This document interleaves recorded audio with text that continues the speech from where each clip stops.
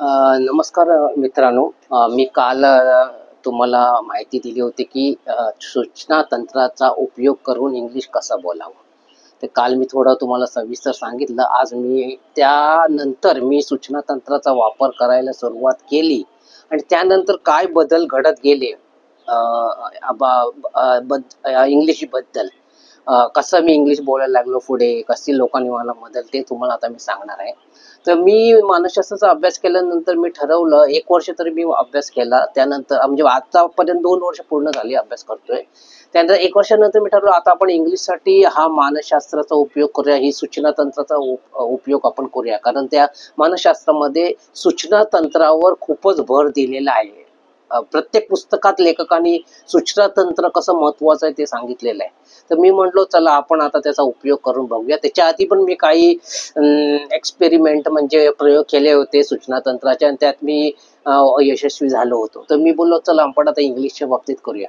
तर मी तुम्हाला काल सांगितलं तसं मी एक पॉझिटिव्ह वाक्य तयार केलं. मी इंग्लिश सहजपणे आणि फटाफट बोलत आहे, हे मी वाक्य तयार केलं. आणि रोज सकाळी उठल्यावर अंथरुणामध्ये बसून 10 मिनिटं मी बोलायचो, मी इंग्लिश सहजपणे आणि फटाफट बोलत आहे, मी इंग्लिश सहजपणे आणि फटाफट बोलत आहे, मी इंग्लिश सहजपणे आणि फटाफट बोलत आहे. आणि रात्री पण झोपायच्या अगोदर 10 मिनिटं मी ते रिपीट करायचो. ह्यामध्ये मानसशास्त्रामध्ये ते सांगितलं, सूचना तंत्रामध्ये रिपिटेशन हे खूप महत्वाचं असतं. तुम्ही जेव्हा रिपीट करता रोज रोज रोज, फक्त 10-10 मिनिटं सकाळी रात्री करायचंय, मध्ये जर तुम्हाला वेळ मिळेल तर तुम्ही करू शकता. ते आपल्या अंतर्मनात जाणं खूप आवश्यक असतं, मगच तो आपोआप बदल घडायला सुरुवात होते. तर मी असं करत होतो आणि नंतर हळूहळू करता करता 1.5 महिन्यानंतर मला असं म्हणजे 1 महिन्यानंतर हळूहळू फरक जाणवायला लागला. जशी आपण एक बोलतो ना, एक हिंट मिळते. एखादी वस्तू जर आपल्याला मिळायची असेल तर अगोदर एक काहीतरी हिंट आपल्याला जशी मिळते, तसे म्हणजे पॉझिटिव्ह बदल व्हायला सुरुवात होते. तसं झालं माझ्या जीवनात. नंतर मी काही मित्रांशी बोललो ह्या बाबतीत, तर त्याच्यातले 3-4 मित्र तयार झाले आणि ते बोलले चालेल आपण इंग्लिश शिकूया, आम्हाला पण बोलायची खूप आवड आहे आणि आपण ते एकत्र येऊन झूम मीटिंगवर आपण रोज अर्धा तास इंग्लिश बोलू एकमेकांशी. त्याप्रमाणे मग आम्ही ठरवलं आणि रोज संध्याकाळचे आम्ही 8 वाजता एकत्र झूम मीटिंगवर यायचो आणि रोज इंग्लिश बोलायला सुरुवात करायचो. कारण जेव्हा आपल्याला इंग्लिश बोलायचं असतं त्यावेळी बोलणं हे खूपच महत्वाचं असतं. जे चुकत असलं तरी बोलायचं असतं. आणि त्यावेळी मी आणि जेव्हा अभ्यास काही इंग्लिश पुस्तकांचा केला आणि काही व्हिडिओ ऐकले ह्याच्यावर युट्यूबवर, त्यावेळी मला कळलं की इंग्लिश बोलण्यासाठी व्याकरणाचा अभ्यास करायची काही गरज नसते. कारण व्याकरण आपण शाळेमध्ये शिकलेलं असतो. बेसिक व्याकरण आहे मी बोलतोय, बेसिक व्याकरण आपण शाळेमध्ये शिकलेलं असतो. त्याचा वापर जेव्हा तुम्ही बोलता तेव्हा आपोआप तो होतो. त्यामुळे ते जसं का कॅन, कुड, वूड अशी वाक्य आपण कुड बी, माइट वगैरे आपण सहज वापरतो. ती जे बोलतं तसं येतं. विल नॉट, आपण कॅन नॉट वगैरे ते आपोआप येतात, ते जसं आपण बोलायला लागतो तसे. तर जसं आम्ही लोकांनी बोलायला सुरुवात केली, हळूहळू आम्हाला बरोबर ते जमायला लागलं. एक वेळी आम्ही एकदा ठरवलं होतं काय कोणी एकमेकावर हसायचं नाही. कारण ते आपण इंग्लिश शिकतो म्हणजे पहिलं तर सुरुवातीला चुकणारच आहे इंग्लिश. कुठलाही तुम्ही नवीन गोष्ट जेव्हा शिकता बोलायला किंवा करायला, तेव्हा तुम्ही चुकणारच आहात त्याच्यामध्ये. आपल्याला काय होतं, हीच आपली भीती असते ना, तीच आपल्याला काय करायला देत नाही कुठल्याही बाबतीत. मी इंग्लिशच्याच बाबतीत असं बोललं, तुम्ही कुठलीही गोष्ट नवीन करायचं जेव्हा ठरवता तेव्हा पहिली तुम्हाला भीती वाटत असते की मी अयशस्वी होईन, मी ही गोष्ट करू शकणार नाही. आणि हा जो नेगेटिव्ह विचार आहे तोच आपल्याला मारक ठरतो. म्हणून मी काय बोललो, पॉवर ऑफ थॉट याचा अर्थ तोच आहे. तुमची विचारांची शक्ती जी आपल्याला माहित नाहीये, ती जर तुम्हाला माहिती झाली तर तुम्ही जीवनामध्ये खूप काही गोष्टी मिळवू शकता. आणि जसंच इंग्लिशच्या बाबतीत बोललो, मी सूचना तंत्राचा वापर केला, मी ते वाक्य घोळवायला लागलो, तसा हळूहळू माझा पण कॉन्फिडन्स लेवल वाढला. आणि ही जी कधी ह्याच्या अगोदर सुद्धा ह्या मित्रांना मी विचारलं होतं आपण बोलूया, प्रयत्न करूया एकत्र येऊन, पण ते तयार नव्हते त्यावेळी. जसा मी पॉझिटिव्ह विचार टाकायला लागलो, म्हणायला लागलो, रिपीट करायला लागलो, तसे ते लोक आपोआप तयार झाले. हा चमत्कार असतो. म्हणजे तुम्ही एकदा पॉझिटिव्ह विचार पकडायला लागले काय, गोष्टी तुमच्या मनाप्रमाणे घडू लागतात.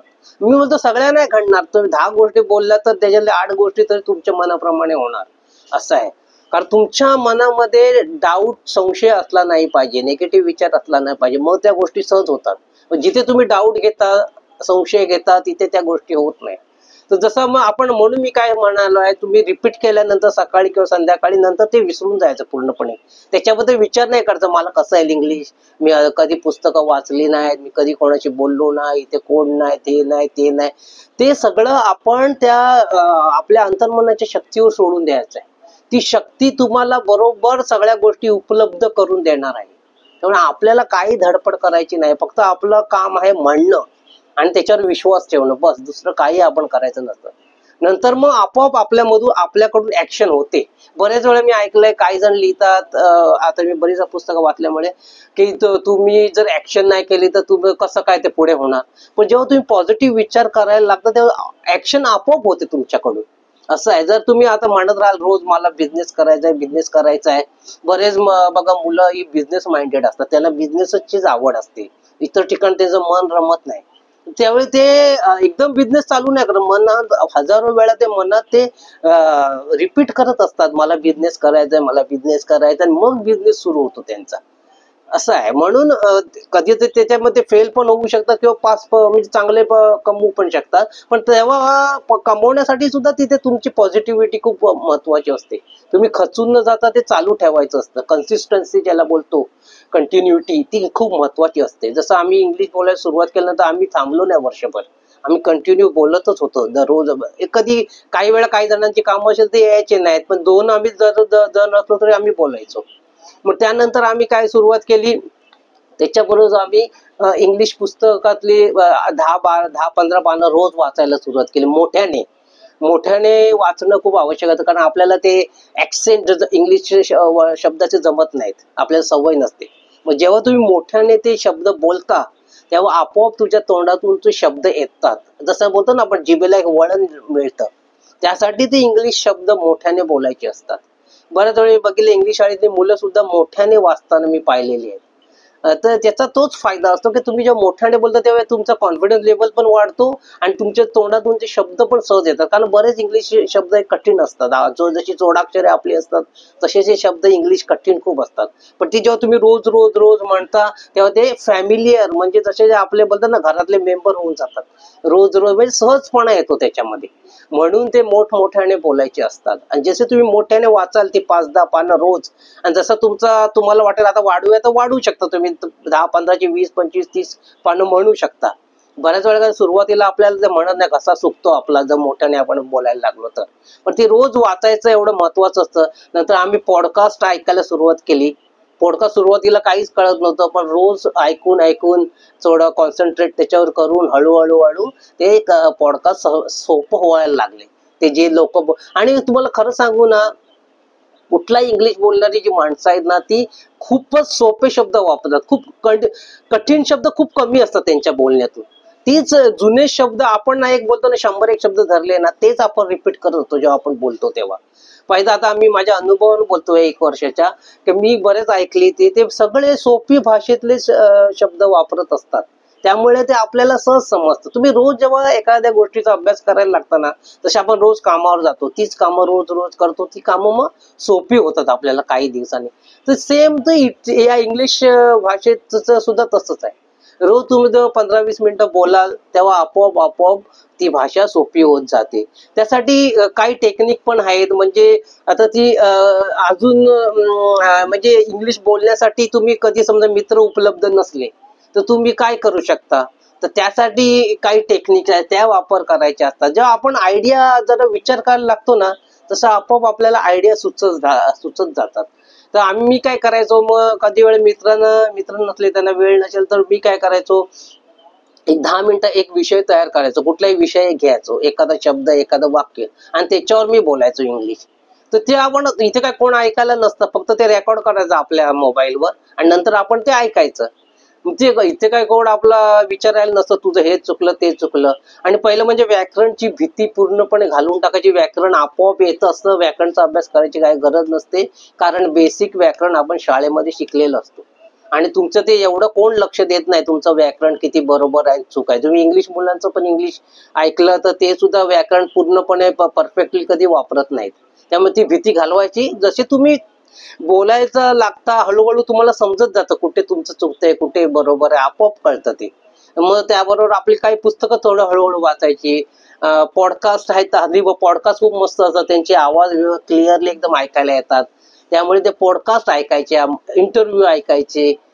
बातम्या ऐकलं तरी चालतात, 10 मिनिटं ऐकायला हरकत नाही, 10-20 मिनिटं. तर अशा प्रकारे तुम्ही इंग्लिश भाषाचा अभ्यास जसा वाढवत जाल तशी ती भाषा सोपी सोपी होत जाते आणि तुम्हाला त्याबद्दलची भीती निघून जाते. मी पहिलं बोलेन की तुम्हाला बोलायचं असेल तर पहिलं बोलण्यावर जास्त भर दिला पाहिजे. जर मित्र जर कोणी मिळत नसेल तर तुम्ही स्वतःहून बोलायला शिका. कोणासमोर बोलायची गरज नाही, पहिले अशीच प्रॅक्टिस करा. आणि जेव्हा तुम्ही बोलतो ना हॅबिच्युअल व्हाल, म्हणजे सवय होईल तुम्हाला रोज बोलायची, 10 मिनिटं 15 मिनिटं 20 मिनिटं. आणि मग तुम्ही कुठेही गेलात ना तर कोणी काय विचारलं तर फटकन तुमच्या तोंडातून ते शब्द येणार. हा, ते एकदम परफेक्ट इंग्लिश कॉन्व्हेंट मुलांसारखे नसतील, पण तुम्ही बोलू शकता, एवढा आत्मविश्वास येतो तुमच्यामध्ये.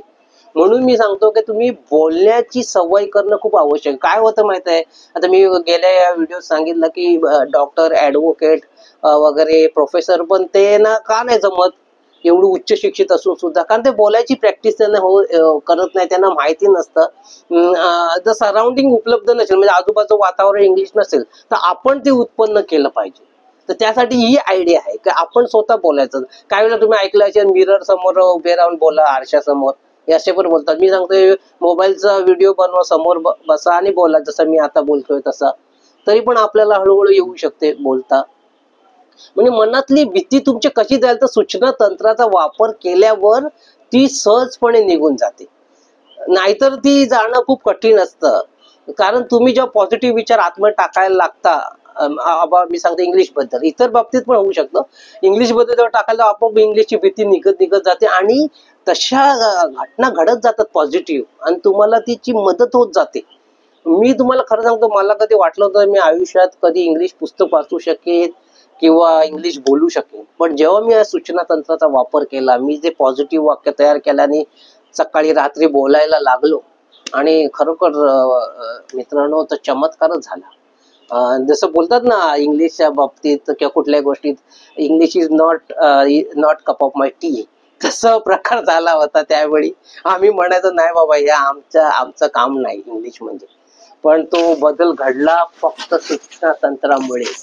आणि खरोखर मी तुम्हाला सांगतो, तुम्ही पण याचा वापर करा, त्याचा फायदा तुम्हाला नक्की होईल. आणि जर तुम्हाला याबद्दल जास्त काही माहिती असेल तर मी देईन. तुम्हाला जर हा व्हिडिओ आवडला तर कमेंटमध्ये मला सांगा, तुम्हाला अजून काय माहिती असेल तर. आणि मी आता इथे थांबतो. आणि तुम्हाला माहित आहे तुम्ही सबस्क्राईब केलेलं आहे आणि लाईक सुद्धा केलंय, त्याबद्दल तुमचे आभार.